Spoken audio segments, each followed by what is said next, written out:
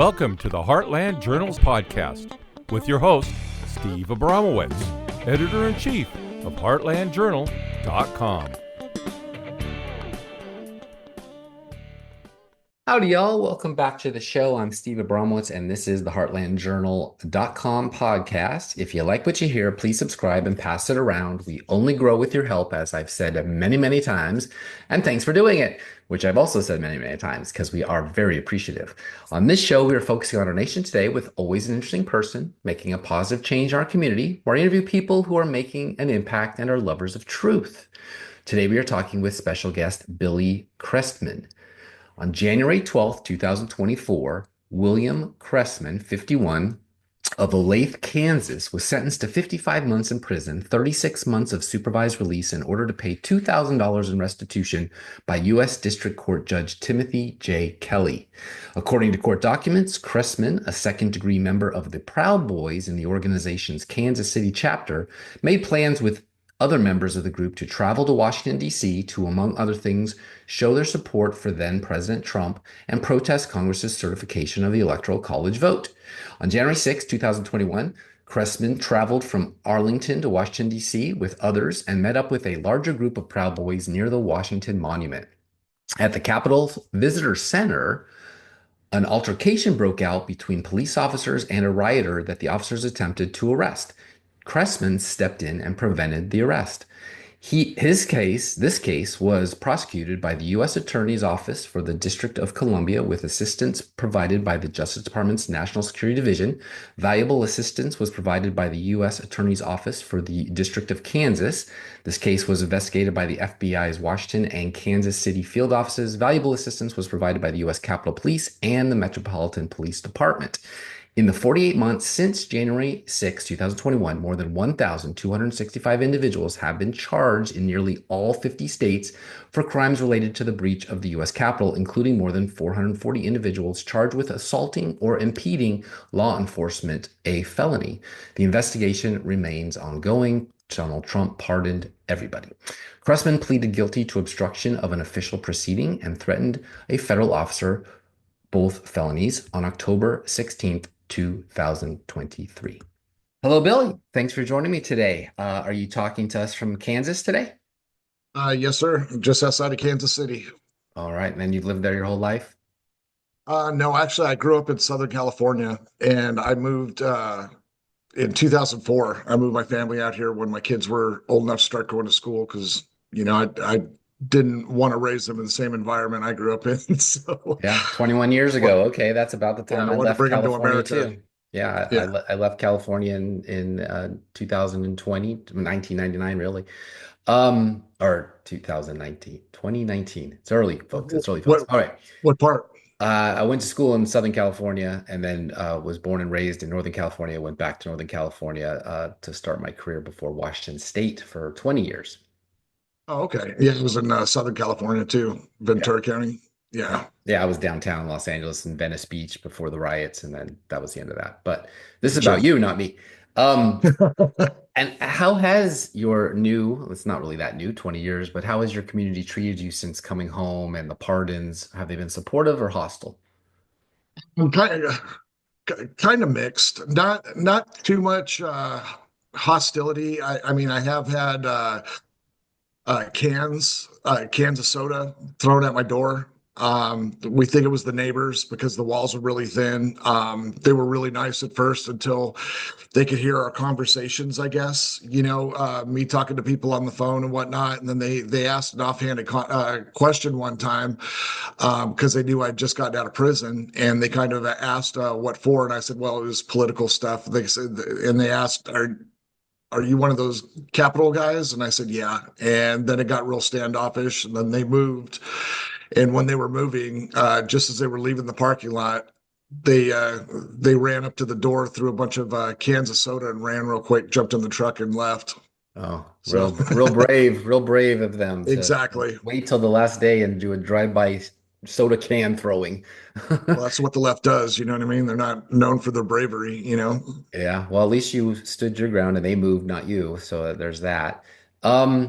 Did any politicians come out loudly or even silently in your defense or help No, you at all during the whole no. ordeal? Nothing, not a single one. As a matter of fact, my wife and my daughters reached out to several politicians and crickets. We never heard word back. Um, I got in touch with one politician. I don't really want to say his name. He said he was going to help. I've had a hard time getting back in touch, so I'm just trying to hold off and give him the benefit of the doubt. Um, but yeah, he's a Kansas congressman.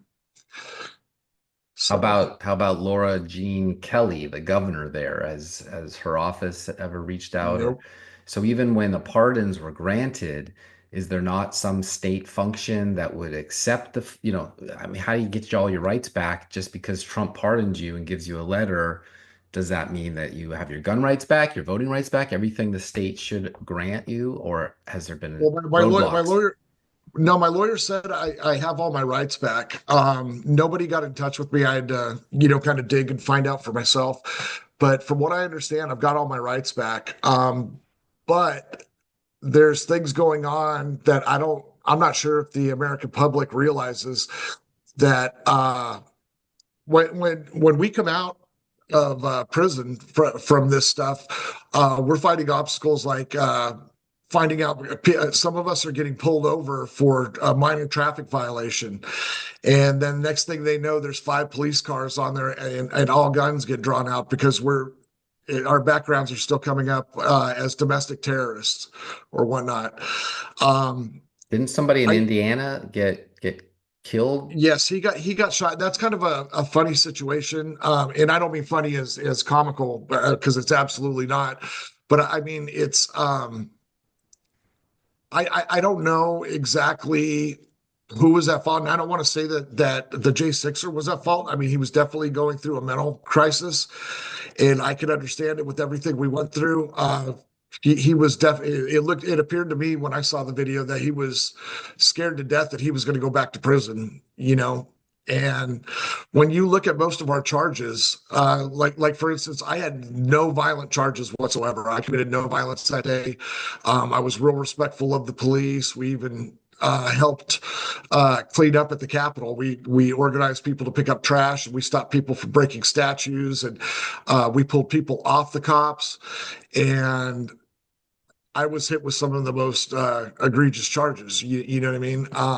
They kept me in prison for 3 years pretrial detention, denied me bond, and as a matter of fact, Judge Beryl Howell, who was the Chief Justice at the time, she is the one who stepped forward and make sure that she bumped the judge, who I believe was Judge Kelly, or it was either Judge Kelly or Judge Farquhar at that time, who was supposed to rehear my bond hearing after the assistant U.S. attorneys decided that they wanted to protest it, and they wanted the bond hearing heard in D.C., not in Kansas City, because I was originally awarded bond.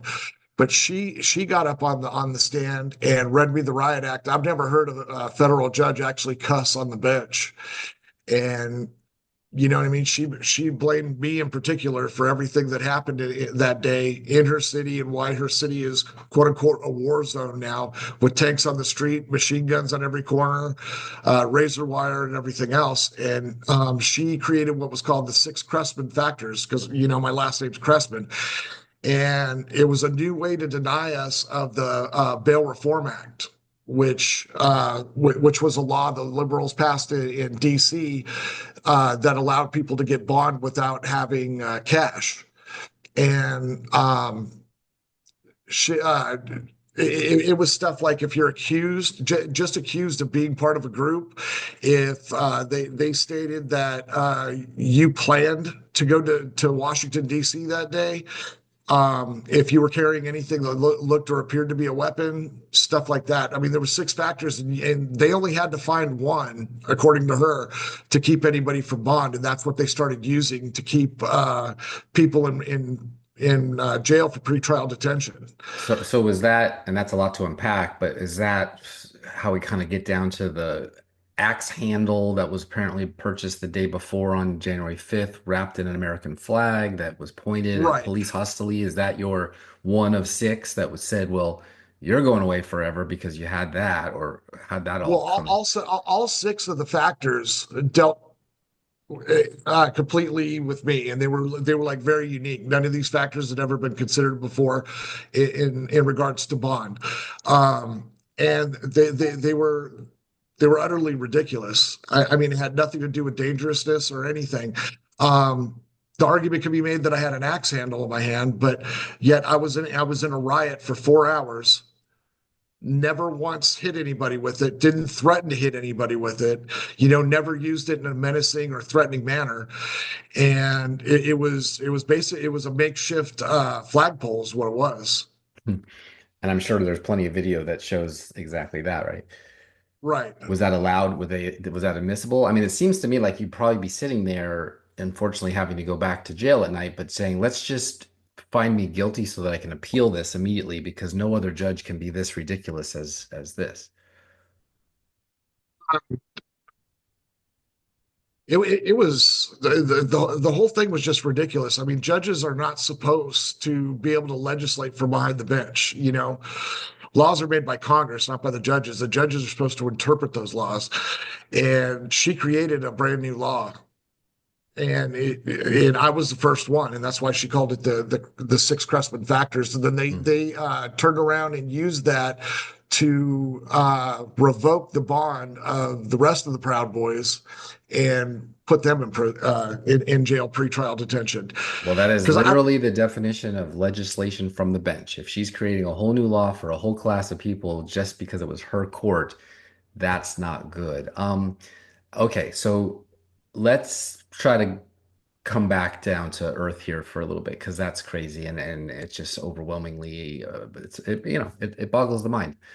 I knew the Proud Boys long before they were known by the rest of the country as the J6 insurrectionists, which we know that word is really not what should have been used. What they were the free breathers in Seattle, just trying to get people to take off the stupid COVID mask, the filthy bacteria-laden mask that didn't work to prevent COVID. We knew this, and apparently the rest of them didn't. I didn't join a group, but I certainly went outdoors with them. It was led by Ethan Norden, or what the world knows him as now, Rufio Pan Man. Did you know him? I actually met Rufio for the first time at J6. I walked up and they used this video in court. I walked up from the back of the line of Proud Boys and talked to him for a second. And all I did was I asked him because he was kind of leading the parade, so to speak, up to the Capitol for the Proud Boys. And we just had this trail of people behind us. And since I was towards the back, a few people kept trying to get into our ranks, and I said, "No, we're not allowing outside people to march with us And just you all had because." what, like an orange tape to identify yourselves or something? Some kind of identifying insignia? No, actually, the orange tape idea came from a confidential human source or an informant, or most people would call a rat. It, in the Kansas City chapter, whose name was James Aaron Knowles, and he was absolutely working for the FBI. That was his idea, so that since there was a big crowd of people, he said that way we could identify each other, from behind or whatnot if we got separated. Which actually meant that And they could keep eyes on you instead of each not other. just that, they could actually accuse us of being a group, um, Oh, labeling that you, we were all together. tagging you. One Yeah, sure. Right, one guy's crime kind of affects everybody. Then. Yeah. Um, So he oh, go ahead, finish. Oh, he not to segue into something else, but since we touched on James Aaron Knowles, he actually orchestrated every single quote unquote crime that we got charged with, even though they were non-crimes. For instance, the trespass. It was his idea to go into the building. And he said, "Hey, everybody's going to the building. We should go too. And don't you want to see the inside?" And I was like, "I've never been inside the Capitol ever. That was my first trip to DC since I was a little kid. But we just basically did a drive-through of DC when I was a little kid, so we didn't get to see anything. So I was kind of in awe.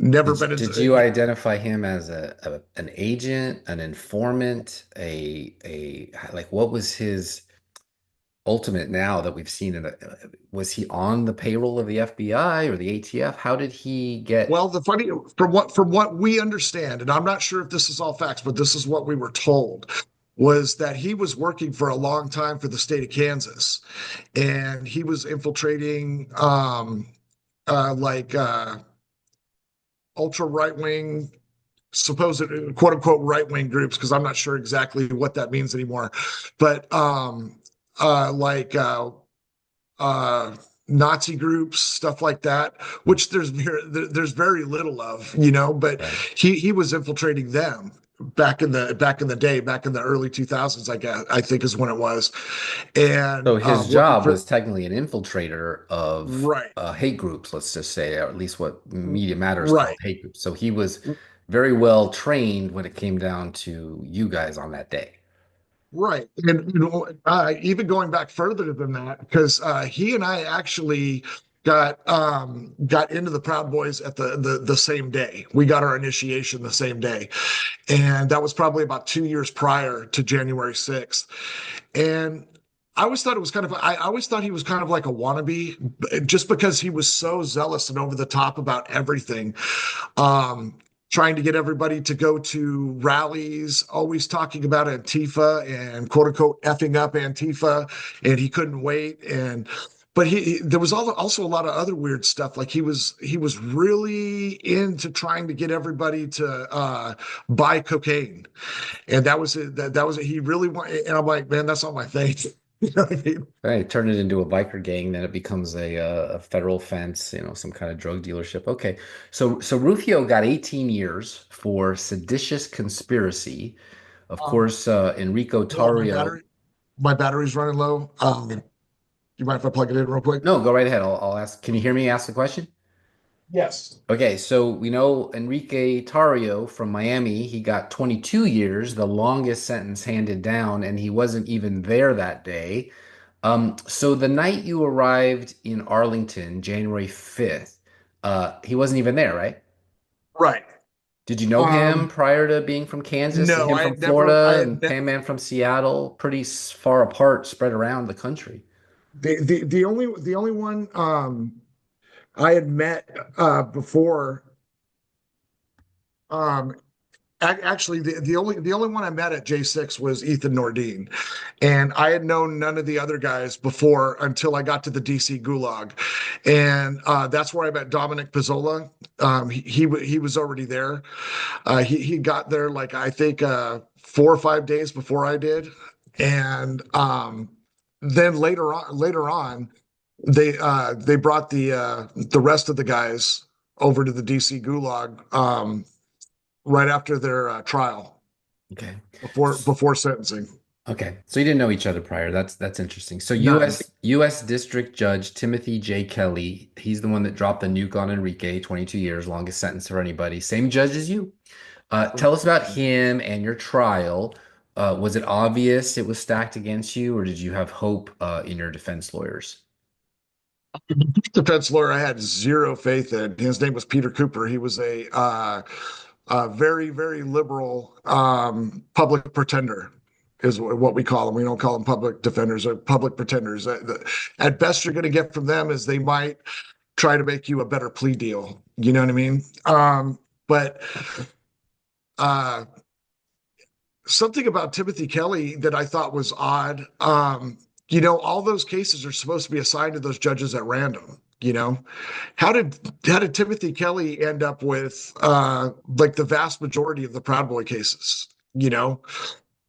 Um, he had theirs, he had mine, he had a couple of other guys that were on separate indictments. It makes no sense.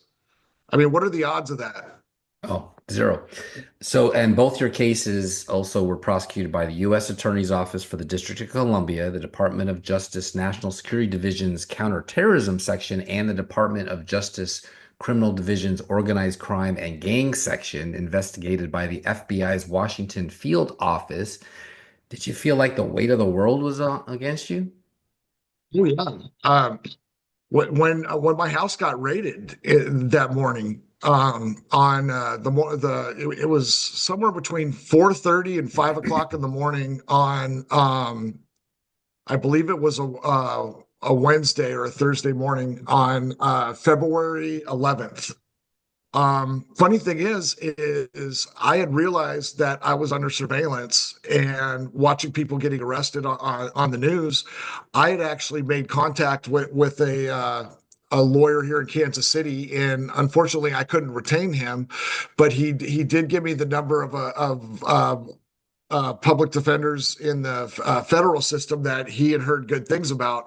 So I got in contact with her and asked her what I should do. Should I turn myself in? And she goes, well, let me make a call and find out if there's a warrant for your arrest or anything, and then I'll get back with you. So she made the call. She said there's no warrants for my arrest. So at this point, I would just hang tight. And then it was exactly 2 days later, my house was swatted. And I mean, it was utterly ridiculous. I'm just thankful that I have shared custody from a previous relationship with my youngest daughter. I've got 3 children from a previous marriage, and then I had a relationship where we were engaged, and we had a child together after that. So I had a young daughter who was 6 years old, and thank God that I had just dropped her back off to her mother, because we had 50-50 custody. I had just dropped her off to her mother 9 o'clock the night prior. So they raided us at 5 o'clock in the morning, less than 12 hours later. And man, they were it was ridiculous. It had just snowed a couple days before that, so we had a lot of snow on the ground. And it was weird because all of a sudden we got woken up to hearing boom, boom, right outside of our window. I mean, they were taking flashbangs and throwing them up to the second story so they would go off right outside the window. The house shook. We were startled, you know what I mean? At first I thought it was thunder, but then the phone started ringing at the same time and we heard bullhorns, and I could see coming through the blinds pink and purple lights. And I know this is ridiculous, but I just woken up out of a dead sleep. I thought there was a parade going on outside. And I'm like, what the hell is going on? And my wife kept telling me, sweetheart, I think the cops are here for you. I'm like, what? And it took what felt like an hour to process, but it was probably just a couple seconds till I realized, oh crap, I'm getting arrested. And so I picked up the phone that was ringing, and it was the FBI telling me to come outside immediately. And I'm like, well, I'm in my underwear. Let me get dressed. They go, no, we've got clothes. We've got stuff out here for you. Just come outside immediately.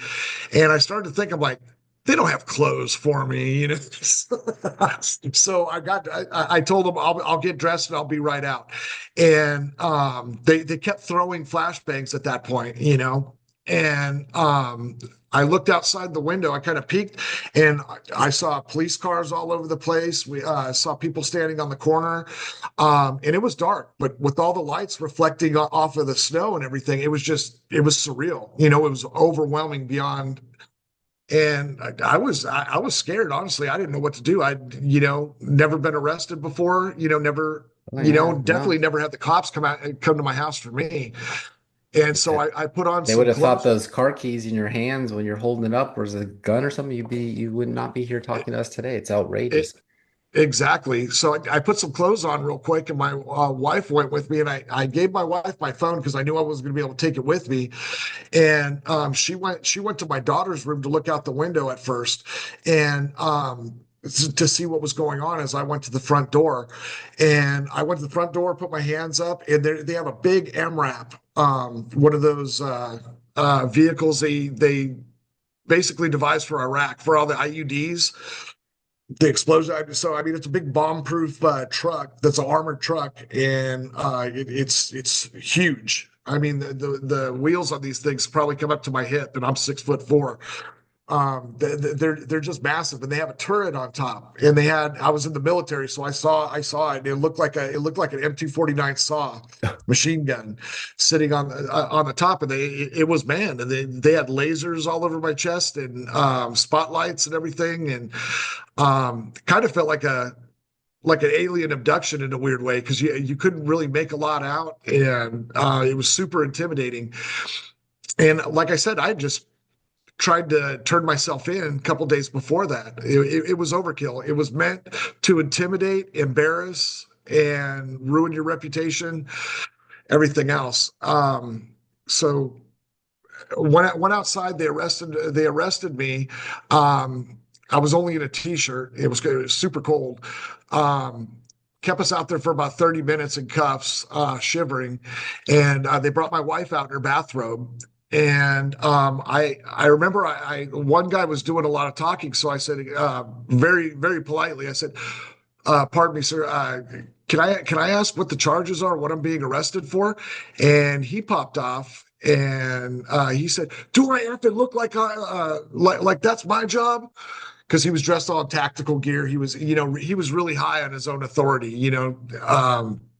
Barking orders at Was people. it FBI, ATF? No, I think now that he was probably the head of the Johnson County SWAT team, um, and yeah, local SWAT. Interesting. Okay. All right. Let's get back to that in a second. Judge Timothy J. Kelly, we've been talking about, he found that Tario's conduct constituted an official act of terrorism and applied an enhancement to his final sentence.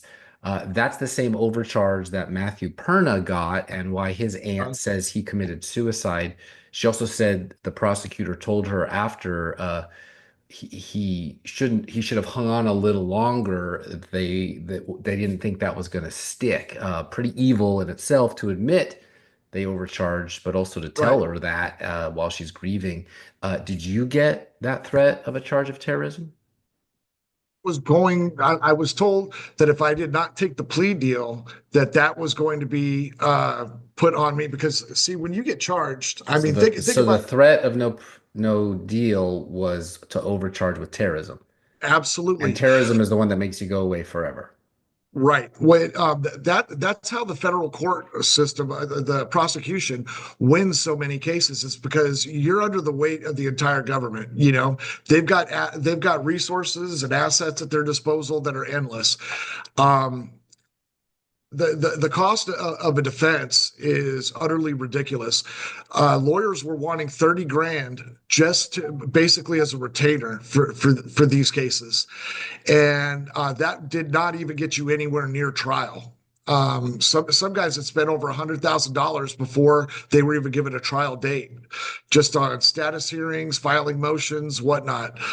Um, when I was in there, I found out why they were holding me so long in pretrial detention. I was the longest guy that was held in D.C. For pretrial detention that had no violent charges, and the reason why is the FBI was sweating me and trying to get my lawyer to talk me into going in and proffering, which is basically ratting. I didn't understand that at the time, that going down, how you see in the movies, you always see them sitting down, you're sitting down with your lawyer, the cops are talking to you and they're trying to intimidate you, but they're questioning you, but they want to hear your side of the story.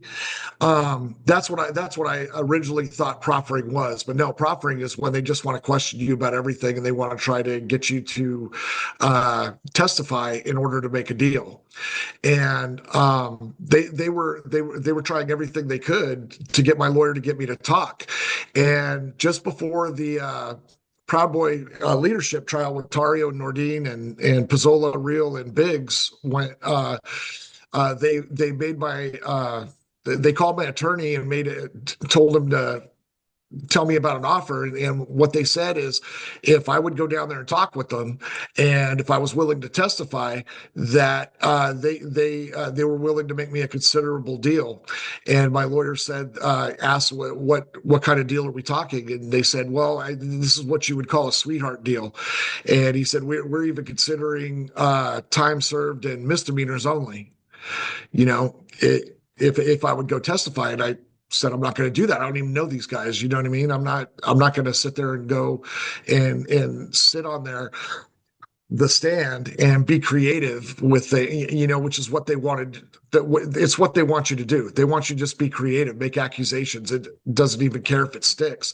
So I told him I was my lawyer. I'm not even willing to consider that, and just see if they've got a regular plea deal for me. And he said that they won't even talk plea deals. I said, okay, well, then let's get a trial date. Well, the Proud Boy trial comes up, they get found guilty, and then they come into DC with us, and we're all talking, and then I want to say they were there about 6 months, and then they got sentenced, and right after they got sentenced, they started getting shipped out. But that's when they finally offered me a plea deal, and it was for to just plead to the 1512 charge, which was a garbage charge. Didn't The Supreme Court even ruled that it did not pertain to us in any way because it's specifically for witness intimidation and destruction of evidence. They were trying to use a word in there that they could liberally define any way they wanted it, and the judges ruled that no, that's garbage. Well, that's good. At least you had a judge who was willing to Right, literally look at the letter of that the charge law. carried up to 20 years. That was the biggest charge, and that conspiracy was 10 years, and the rest was all misdemeanor, or not misdemeanor, but trespass, entering and remaining, and quote unquote threatening a police officer, which was just basically they twisted a free speech a statement I made, you know what I mean, over the whole crowd, and tried to say that they were applying that to one officer in particular who was over 50 yards away through a sea of people screaming and yelling. I mean, a threat has to be heard to be conveyed, right? Right, right. It, How did, yeah, otherwise it falls in the woods, it doesn't make a sound. How did the other prisoners treat you? I'm convinced the narrative the media spun about the Proud Boys in particular, as equal to white nationalist racists, right. was to get you guys in trouble with the blacks and Latinos in jail, maybe even hurt Well, or killed, and then you don't have to have a trial. Did you get that sense inside too, or am I wrong? okay. At first, when I got arrested, I was taken to Wyandotte. We had our, bond hearing, and then they decided to keep me in custody till they could get me to DC to have another bond hearing. So I spent, I want to say, I can't remember because I was in solitary confinement. It was either 5 or 9 weeks, somewhere in there. I was at in the SHU in Leavenworth, Kansas, and that really plays with your head because you're in there with the worst of the worst. And there were a few guys, especially a few black prisoners, that were yelling and screaming at me at first when they found out who I was. But actually, the guys in the cells next to me, that we would kind of holler back and forth at each other. They were actually kind of cool. But I was there for 9 weeks, and they absolutely made those charges and whatnot, and specifically brought us to DC, which is one of the worst jails in America. When I was in transit, I was at Grady County, and a couple of the black inmates who got to know me actually pulled me aside and said, "Hey, dude, you seem like a good guy. I just want to warn you. You said that they're transferring you to DC." I said, "Yeah." They go, "Man, that is the worst prison." They said that blacks from the rest of the country don't even like blacks from DC because just they're in their words, they said that they're most of them are homeless. Most of them are junkies. They're gay. They're rapists, everything else. And so I've got this in my head. We're going to DC, and I'm a Proud Boy, and they're calling me a terrorist and a white nationalist and a Nazi and whatnot. And that's exactly how it was when we first got into DC. They had us in the holding tanks, and the guards made sure that the other prisoners knew that we were Jan 6 defendants. And they just started screaming and yelling that they were going to rape us or going to kill us.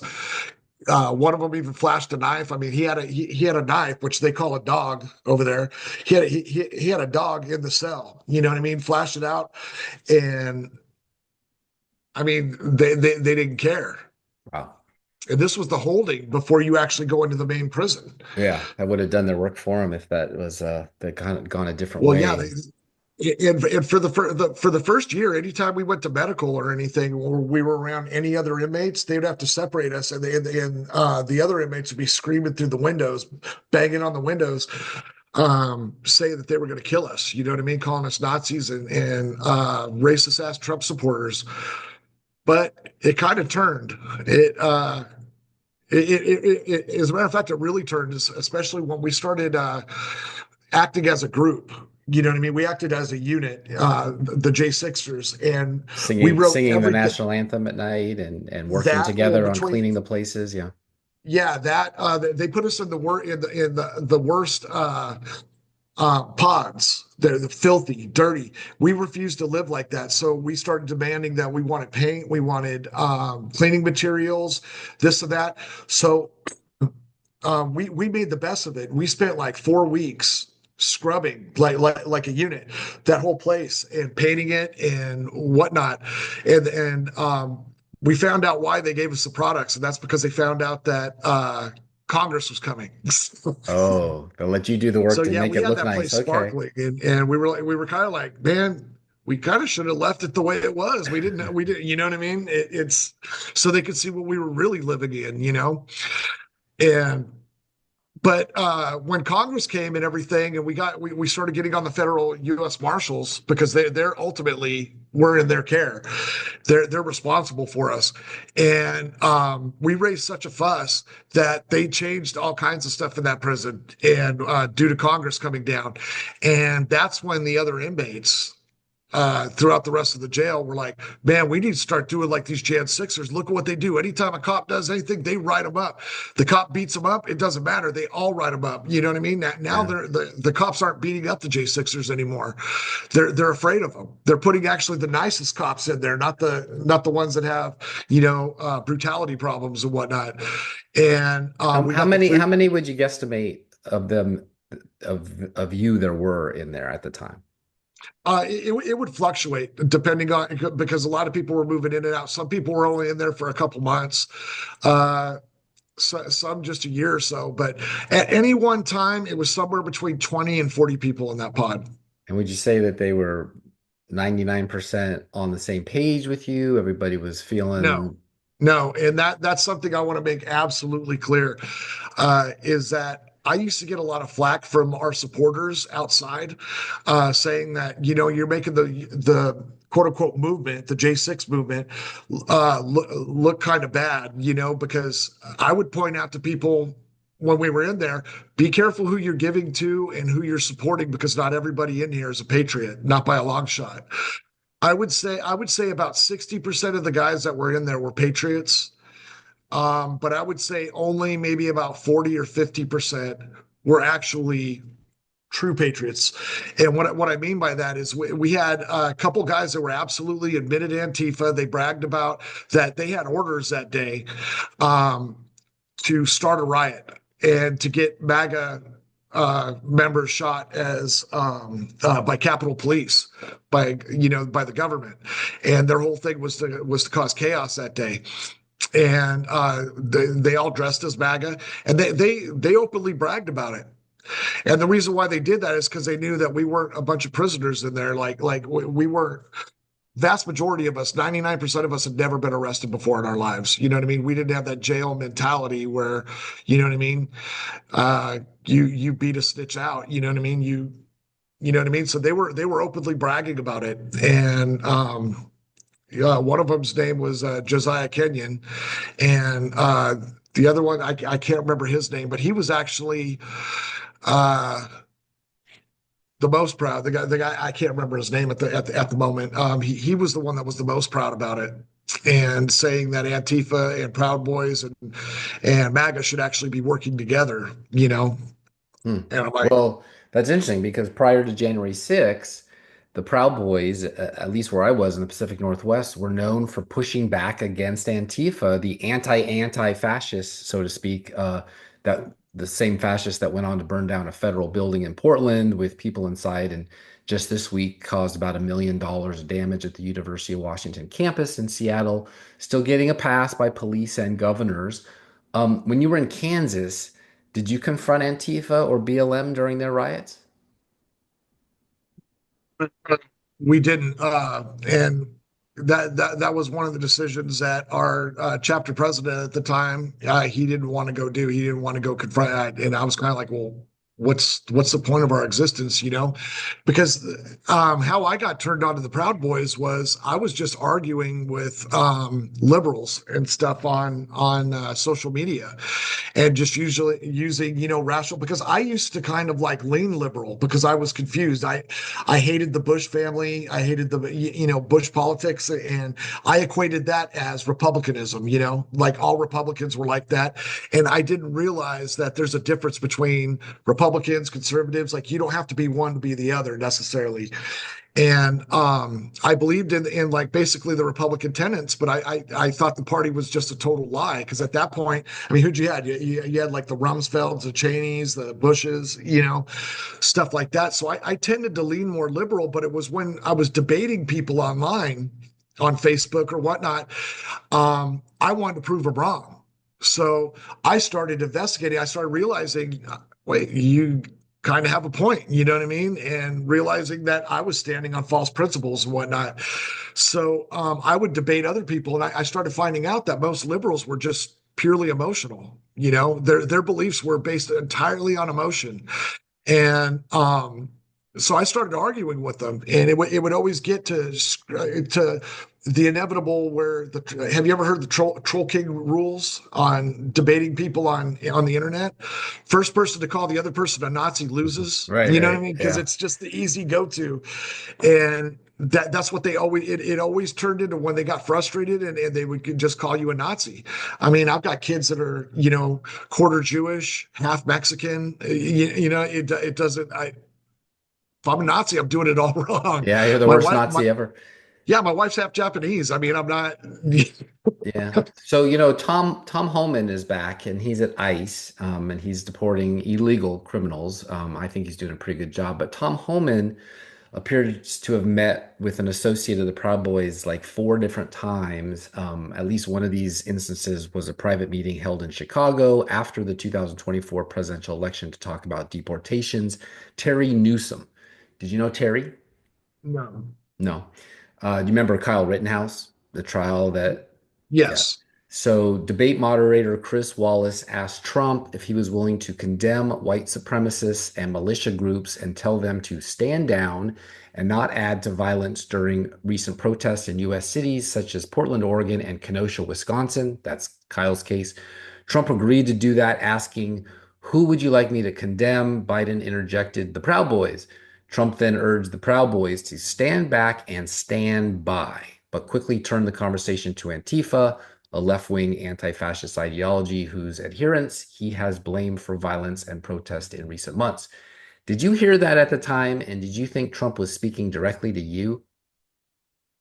Directly to me, no, but to the group as a whole. And I didn't think that, I didn't take that to mean stand back and just wait for my orders and then go attack. I think he was just saying stand by, you know what I mean? Things are about to change. We're going, you know what I mean? The status quo was not going to continue. Could You standby know, have meant get ready for Inauguration Day to all come together and meet other well, Proud no, Boys not that have not never even met that. before? To me, I didn't take it as even that. I just took it to mean that standby, things are changing. Antifa's not going to just keep getting a free pass by the government. You know what I mean? Yeah. That things are going to happen and things are going to change. I didn't think it would necessarily meant stand back, but stand by. I'm going to let you guys off the leash. You know, As if Trump's not they that. were his shock troops or his acorn Right. or And his, that's okay, the way the media wants to spin it, right. and detractors want to believe, but that's not the way I took it at all. The Washington Post said Tario and other Proud Boys formed a new chapter of the organization called the Ministry of Self-Defense, MOSD. The focus, Tario says, is national rally planning. Did you hear about the MOSD, and were you in it maybe?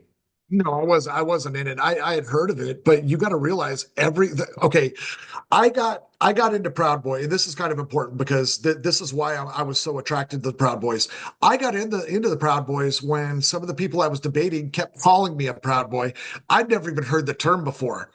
So I looked up. I thought it was them, just like we make fun of them, call them soy boys and stuff. So I thought they were calling us Proud Boys, trying to make fun of like the gay agenda, and you know what I mean. We're proud of our country. So I thought it was something like that. So I looked it up, and I found out, holy shit, there actually is something called Proud Boys. So I looked into them, and I saw that they were, defending elderly MAGA supporters walking back to their cars that were getting attacked by. I mean, you see two frail older MAGA people, a couple, man and woman, going back to their car using a walker or whatnot, and they're in their late 70s, being just attacked Mhm. by They did by it last night 16. at the UW. Same Yeah, tactic. The only I difference is mean, you guys beating aren't up there to old. stop them.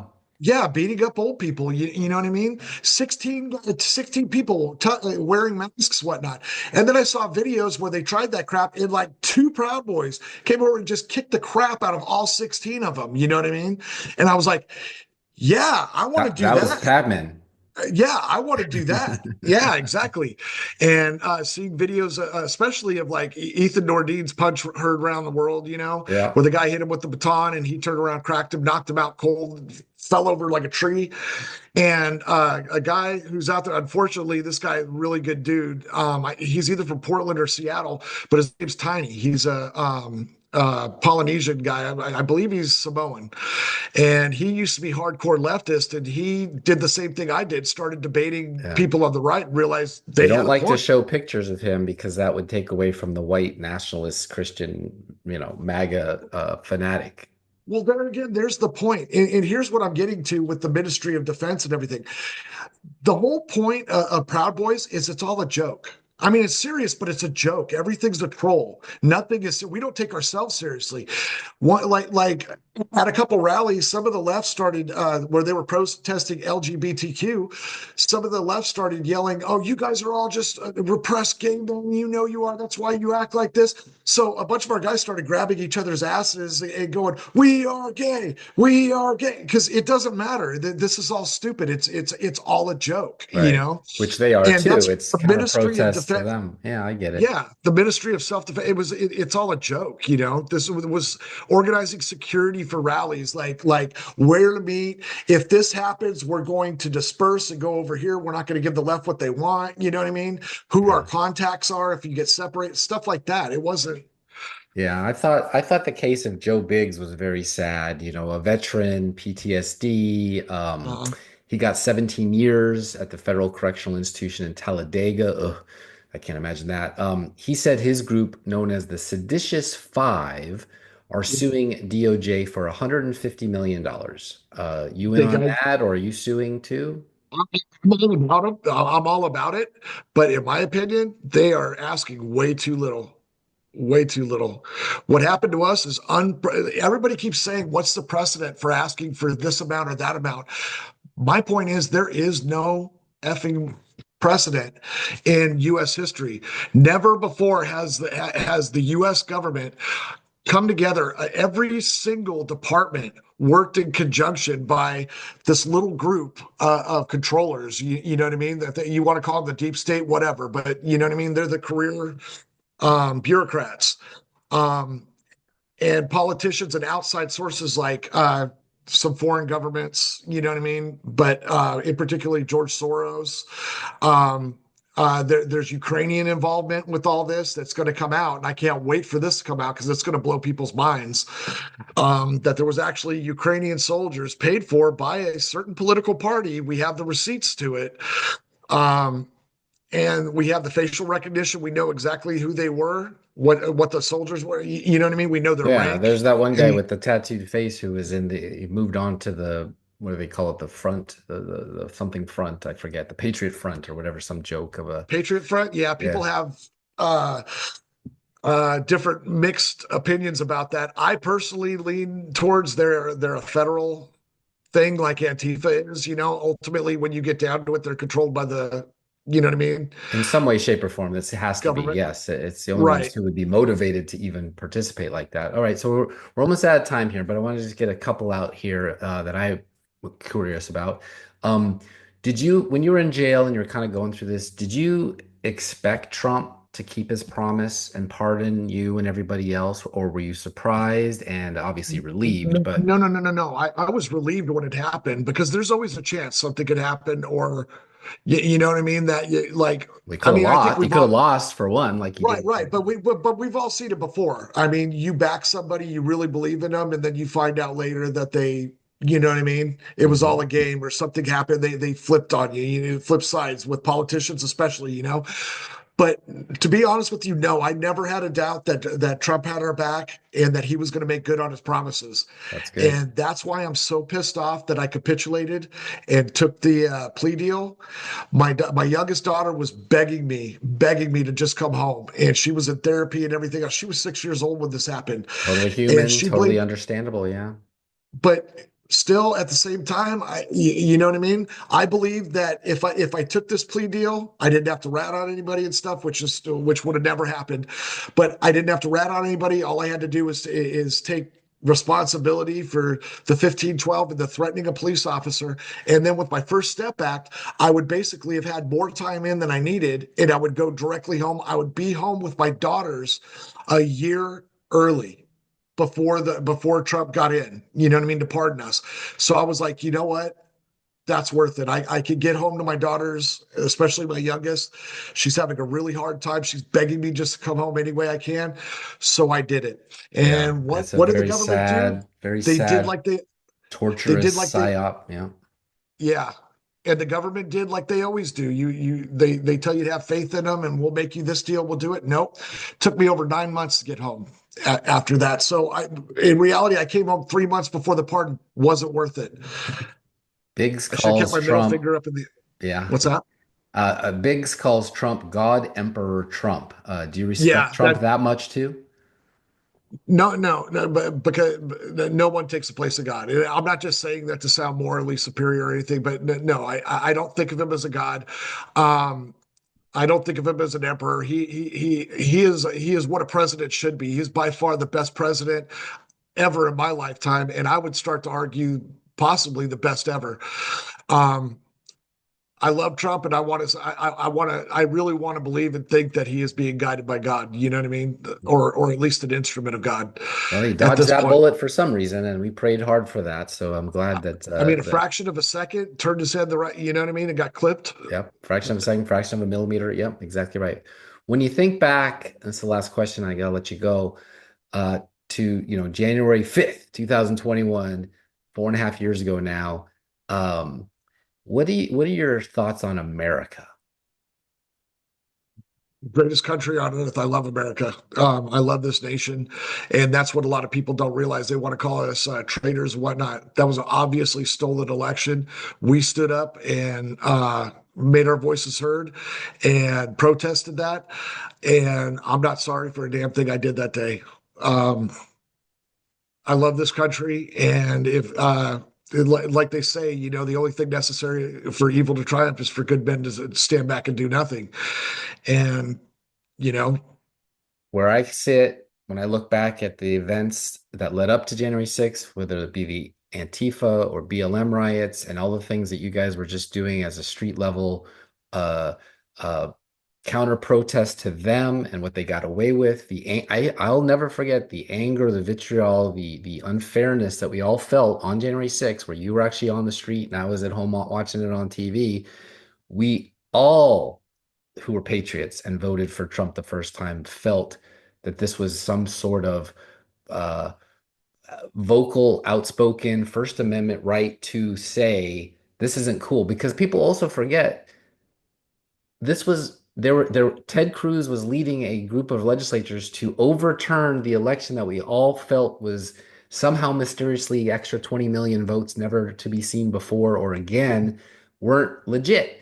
But right. yet this whole thing got to be a smokescreen and a big red flag and a big false flag and a diversion, and innocent people like you, normal people like you, got wrapped up into this with flashbangs in the middle of the night and whatnot, and it's just terrible. So Billy, Well, it's gonna be proven that the government set this up 100%. And but we had to live with it for that to even happen, right? I mean, why shouldn't have even done that? But we had some really bad actors orchestrating it, and here we are now living with the aftermath. And people like Joe Biggs, who already had PTSD for serving his country in a war zone, now has to think about time in prison, time getting arrested like you, whatever, and scaring your children and traumatizing them who are future Americans as well. So Billy, I could probably go on a rant for 2 hours, but thank you for your time. God bless you. Thank you Thank you for very much. doing what you could to persevere. And so just tell our listeners, I know you don't have email, but I mean, sorry, you don't have social media, but tell them how they can keep in touch with you or follow up with you and anything else you want to say as we close here. Okay. Basically, I was banned from all social media, so I don't have any social media what to speak of what to speak of. But my email is just Crestman Billy 16, which doesn't have anything to do with January 6th, but it's just 16. Crestman Billy 16 at Gmail if you want to get a hold of me. But uh, the main thing that there is one thing I do want to tell America, and it's just not all Jan Sixers speak for everybody. And there's one in particular out there that people need to be aware of, and that's Jake Lang. The guy is absolutely a fraud. We call him Fake Lang. He's raised millions of dollars in our names using our story. My story in particular told me he was going to raise money for my family while we were in the prison. My family never saw a dime. He plugged his Give, Send, Go. He's doing this, and he's doing really disgusting things, trying to start a race war right now. This guy does not speak for Jan Sixers. He speaks for himself only. So I just want to warn people, watch who you follow. And you got to know him in jail in DC. I got to know him very well. And he even confessed to me that there's nobody more naive and trusting than Christian conservatives. Mm. And he's Jewish. Yes, he is, and he made it very clear to everybody in jail that called him white or whatnot that he is a Jew. Huh. He wanted everybody to make sure that he knew he was a Jew in jail, but now out here he's using his perceived whiteness as a rally cry, and he's trying to turn everything into a racial incident. And he does not speak for us. We as a matter of fact, I disavow Jake Lang. I think he is a disgusting person, and he is all about himself. I mean, he's even challenging other Jan Sixers to a pay-per-view fight just to raise money for himself, and he's raising money for these victims that were killed in Chicago and Texas. And the families are asking him, we don't want your help. We don't want you involved at all. He's still raising that money. And if he does like he did with us, that money is going to go completely into his pocket. He's raised at least $10 million that none of us have seen. Wow. Outside of a $50 contribution to commissary in jail. And I should mention he has been on this show, so it's not as if we didn't give him a chance to introduce himself to our audience. So, well, thank you again for coming on with us. God bless you and good luck with all the Thank you very much, tribulations. I know it's not easy to get back into society. They probably look at you on a job resume and say, well, convicted felon, and you have to go through the whole thing and say, I was pardoned. We're absolutely destitute. We're almost homeless. So do you have a Give, Send, Go or anything like that? Yes, it's J6 Dad. There you go. All right, folks. J6 Dad. Thank you very much. Hang on. I will be right back.